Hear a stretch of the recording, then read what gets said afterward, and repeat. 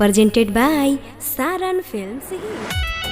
अरे ये चाचा ये चाची, अरे जाना तारू लोग ग्राम पंचायत राज फतेहाबाद क्षेत्र संख्या 11 से भावी सुजो कर्मठ शिक्षित एवं समाज सेवी जन जन के प्रिय लोकप्रिय हमारे प्यारे उम्मीदवार मनोज भैया के चुनाव चिन्ह बा मोतियों के माला छाप। आ एगो और बात, अरे एके नंबर पर बा, पहले नंबर पर के हम देखे के नहीं खे आ लगले जाके बटन दबा देवे के बा।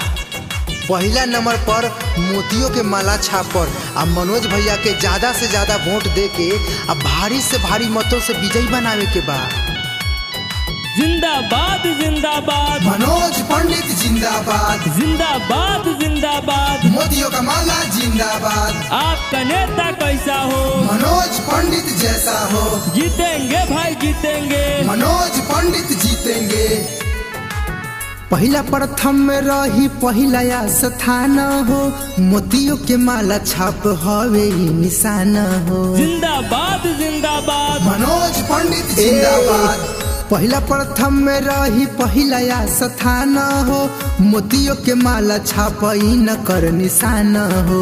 होई विकास लौटी फेरू खुशिया हो, होई विकास लौटी फेरू खुशिया। मनोज पंडित के ए चाची हो, फतेहाबाद से न के बनाई मुखिया, फतेहाबाद से न के बनाई मुखिया, भारी बहुमत से न के बनाई मुखिया, फतेहाबाद से न के बनाई मुखिया। जिंदाबाद जिंदाबाद मनोज पंडित जिंदाबाद जिंदाबाद जिंदाबाद मोदियों का माला जिंदाबाद। आपका नेता कैसा हो मनोज पंडित जैसा हो, जीतेंगे भाई जीतेंगे, मनोज पंडित जीतेंगे। जिंदाबाद जिंदाबाद मनोज पंडित जिंदाबाद जिंदाबाद जिंदाबाद मोदियों का माला जिंदाबाद। सड़क पुल पुलियावास शौचालय मवेशी शेड बनी बनी पुस्तकालय जिंदाबाद जिंदाबाद मनोज पंडित जिंदाबाद। वृद्धा दिव्यांग विधवा पेंशन दिलई है, मनरेगा के तहत रोजगार दिलवई है। चिंता न करी फेरू लौटी खुशिया हो, चिंता न करी फेर लौटी खुशिया।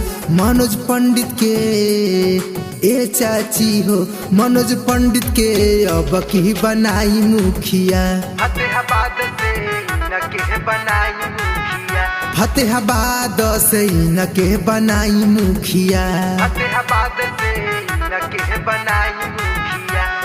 जिंदाबाद जिंदाबाद मनोज पंडित जिंदाबाद जिंदाबाद जिंदाबाद मोदियों का माला जिंदाबाद। आपका नेता कैसा हो मनोज पंडित जैसा हो, जीतेंगे भाई जीतेंगे, मनोज पंडित जीतेंगे। जिंदाबाद जिंदाबाद मनोज पंडित जिंदाबाद जिंदाबाद जिंदाबाद मोदियों का माला जिंदाबाद। भय मुक्त समाज होई सबके मिली साथ हो, आँख से झलकी जब होई विकास हो। जिंदाबाद जिंदाबाद मनोज पंडित जिंदाबाद। भय मुक्त समाज होई जब मिली सबके साथ हो, आँख से झलकी जब होई विकास हो। गौआ में रही नाही दीन दुखिया, केहू रही न गौआ में दीन दुखिया। मनोज पंडित के ए दादाजी, मनोज पंडित के अब की बनाई मुखिया, फतेहाबाद से न के बनाई मुखिया, फतेहाबाद से न के बनाई मुखिया। फतेहाबाद से न के बनाई मुखिया। हाँ तो जान गए नी लोग, ध्यान दे के बाकी एक नंबर भुलाए के नहीं खे। सबसे पहले स्थान पर हो एक नंबर पर मोतियों के माला छाप, और वही पर बटन दबा देवे के बा।